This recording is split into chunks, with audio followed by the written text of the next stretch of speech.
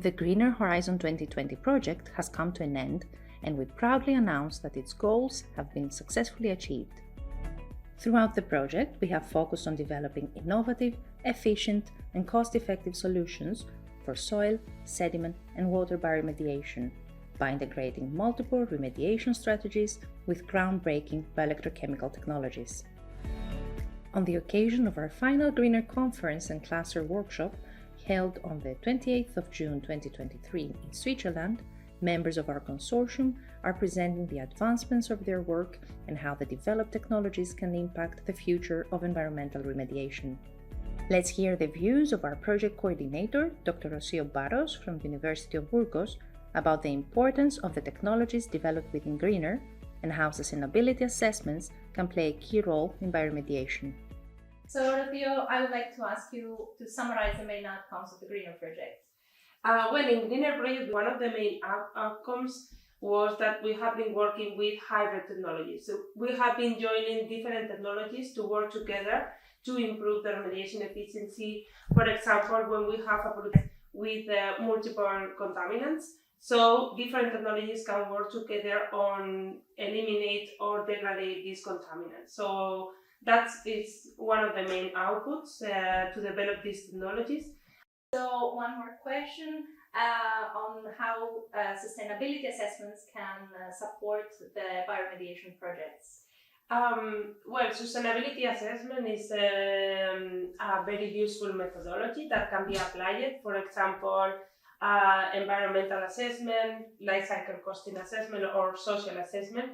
And these methodologies allow not only for the environmental remediation technologies, also for any process development or any product development, can support to identify hotspots in the development of these technologies to increase the sustainability aspect. For example, if we are developing a technology that we know that is energy consuming, we can identify in which steps we are producing waste in order to improve the sustainability aspect of those technologies.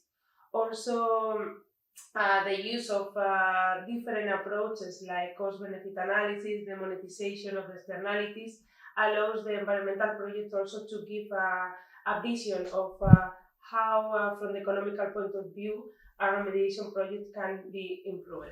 Next, one of our experts on bioremediation through bioelectrochemical systems, Dr. Eduard Porras from TAUW, will present their work. Hello, Eduard. Hello, Joanna. So could you describe the technologies you're using for bioremediation? Okay, so in the context of Greener project, we have been developing several technologies based on bioelectrochemical systems, either for the treatment of water, of polluted waters, and for polluted soils, right? In the Work Package 4, where we have been, Work Package leaders in that, we have been developing bioelectrochemical-based technologies for different applications. So for metals removal, we've been tackling two different approaches, both looking for the removal of the metals from the groundwater, so polluted groundwaters from different industrial sites.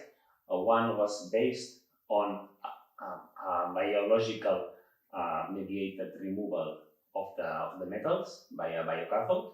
This has been done by our colleagues in the University of Surrey. And in the case of TAUW, we've been working on the abiotic removal of metals assisted by a bioanode. So two bioelectrochemical approaches for targeting the same pollutant.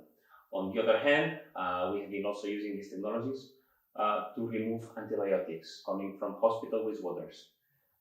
For these hospital wastewaters, we've been using what we could call an microbial reactor, where we had some electrodes and we poisoned a bioanode to drive the three different types of antibiotics removal. And we assess this in comparison to biological conventional treatments. Also, other approaches in bioelectrochemistry, we've been working also on the removal of hydrocarbons from polluted groundwaters in industrial sites from Spain. In that case, we've been in close collaboration with our colleagues TAUW in the TAUW and TAUW have been collaborating on that part, and we've been developing a technology also based on the use of a bioanode that can use the hydrocarbons as carbon source. So we degrade the TPHs from groundwater by an oxidative process associated to the bioanode that we have in the reactor. So this has been let's say the case. Also, regarding the hybrid technologies, we've been also working very closely with the University of Burgos to merge one of the technologies that we have been working for the metals removal, in this case the abiotic removal process for metals removal, and we have merged this process with the phytoremediation to create synergies, and at the end we could observe that let's say that the overall removal efficiency of metals was better than the two different processes as a step-alone technologies, and also in terms of toxicology, we could assess that the water after treatment, after the combined treatment, had a lower toxicity compared to the two different technologies by separate. And I would say that these are the main outcomes in terms of bioelectrochemical technologies for water pollutants. For soil treatment, it has been let's say the major work has been done by our colleagues from the University of Bath. I'm pretty sure that my colleague Mirella, as a professor, she can give more details on that part. Great. Thank you very much. Professor Mirella Di Lorenzo from University of Bath will provide an overview of the bioremediation technologies focusing on soil decontamination. Hello, Ms. Anna. I have one question for you. What is your proposed technology for soil bioremediation? So in Greener, we propose the soil microbial fuel cell technology. So it is an electrochemical system in the soil that forces, by an electrochemical process, the degradation of pollutants in soil. And we use this technology in combination with biostimulation, which involves the addition of nutrients that stimulates the growth and proliferation of specific type of microorganisms in the soil, and bioaugmentation, which is when basically we put in the soil a synthetic consortium of bacteria that we know will be good in degrading specific type of pollutants. Our colleague from University Autonomous of Madrid, Dr. Rafael Rivilla, will shed some light on soil microbiome and its applications in bioremediation.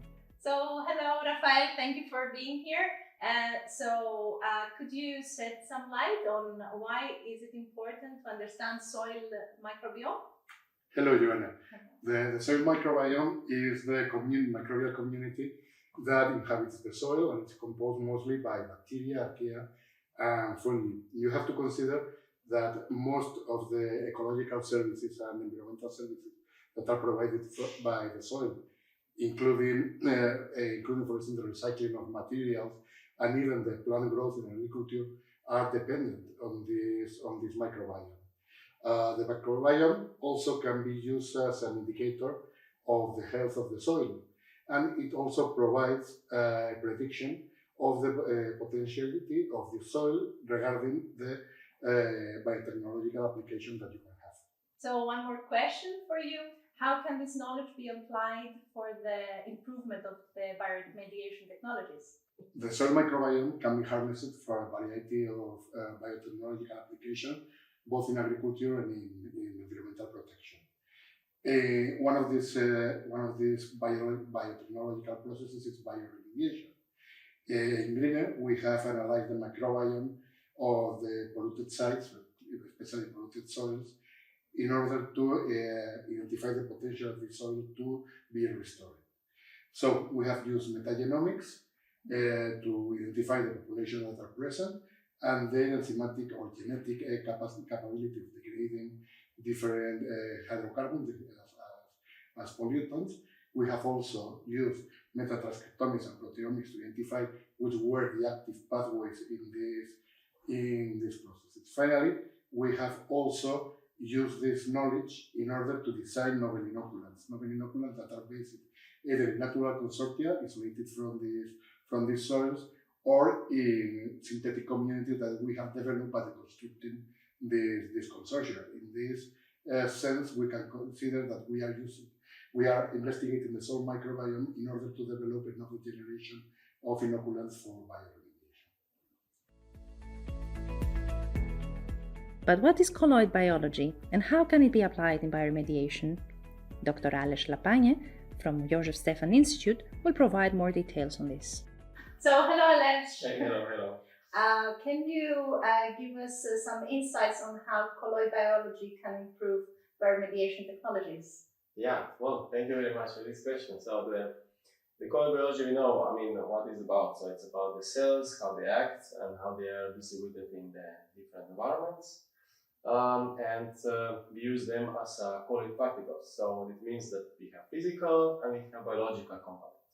And for bioremediation, of course, both of them are very important. So the cells must be structured inside either soil or water, and they have to interact physically. So either attach on the substrate or attach on different material. That's one aspect. So if I answer in this way, so how we can put these active cells to the environment, that's one thing. Another thing is, of course, the nature is full of the different bugs or different bacteria that are able to degrade. And the question is how we can get the best one. And the colloid biology again tells this in this way, that we actually take the consortia, how they are structured, how they position, how they interact with each other, and how they actually exchange the intermediate degraded products. And this then we get, I suppose, in most cases, very efficient consortia. So this is in general, Great. I hope the answer. Great, yes, sure, thanks a lot. Thank you. Before we conclude, we invited Dr. Alfredo Perez de Mora to summarize the most successful bioremediation technologies applied by TAUW, as well as to present the major pollutants in Europe and share with us some success stories. So why don't you tell us what are your most successful bioremediation technologies?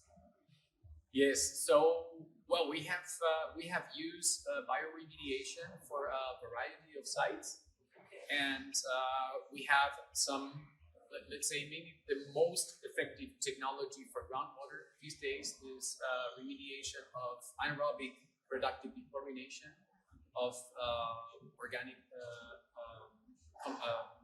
chloride compounds. So that's a very established technology that we have used at various sites with very, very good results. Right.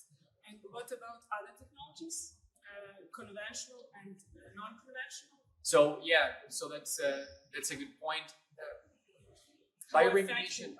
Yeah. So the thing is that remediations are very complex. So it means there's usually not just one remediation technology that you will be able to use at a site. So usually you have to use over the years, because the site is not remediated after 1 or 2 days, but usually after several years. And usually for most of the sites we work at, we use conventional technologies first. Maybe we need to do some soil excavation to remediate with some part of that contamination, or we do a lot of pump and treat, for example, to remove oil that is swimming in the aquifer and things like that.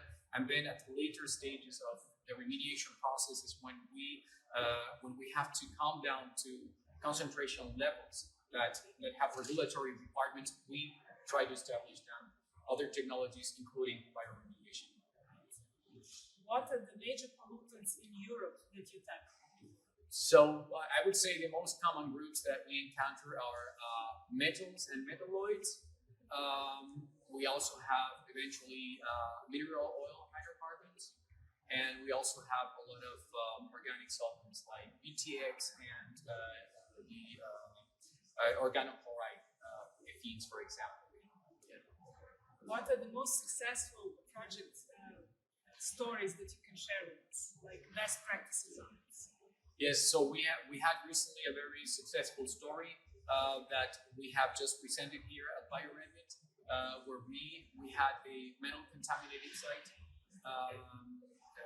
groundwater contaminated with metal and metalloids, and we biostimulated the native sulfate reducing bacteria in that aquifer so that they could reduce sulfate to sulfide, and in that action we could form metal sulfides that precipitate so that we could completely remove the metals and metalloids from the water.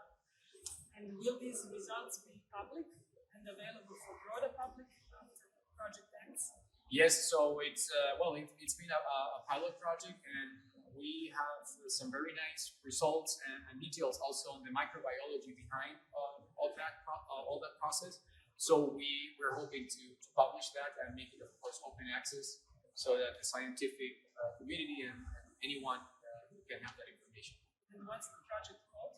So it's we can call it in situ metal precipitation, via sulfate reduction in a groundwater contaminated site. Do you have a website where we can look it up? Well, it's part of the European Greener project. Greener. Yeah, so it's going to be some of that information is going to be available on the Greener project website. Thank you very much. Yeah. For more information about our achievements, please visit our website or follow us on social media. Together, we can continue to advance the boundaries of bioremediation, promoting a cleaner and more sustainable world for generations to come.